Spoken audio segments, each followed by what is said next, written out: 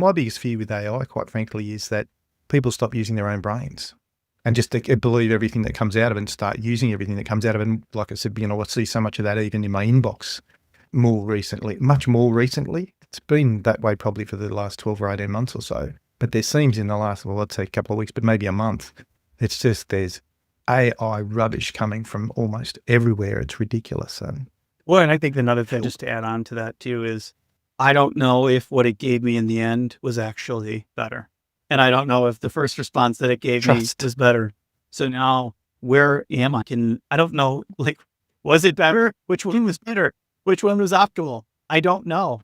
So you kind of end up in the same spot that you began where you're like, I don't think that's right. And then you get to the end and you're like, well, if that's right, is that right? I don't know. I could probably change his mind again. That's trust, isn't it? That's just trust, Yeah. And that's what happens when you vary your approach and vary your messaging. It's trust, and that, goes beyond LLMs. It goes for all of us.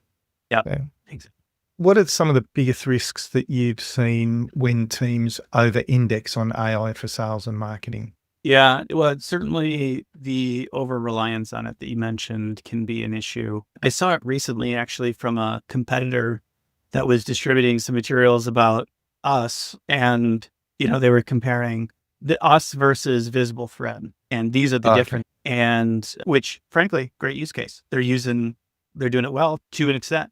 But where it fell off is that this customer shared it with us, and it was like everything that it said was a deterrent. They were our strengths. And I was like, okay, well, we can verify all these things that they just said were our weaknesses and their strengths, that they're actually our strengths and their weaknesses. But they didn't edit and say, oh, wow, oh, crap. We're sending them basically the visible thread talking points that they can evidence. So if I present this to somebody, I'm basically giving red meat to my competitor by doing that. So that for sure, the AI writes terrible emails. It hasn't gotten much better. You can do styles, you can do prompting,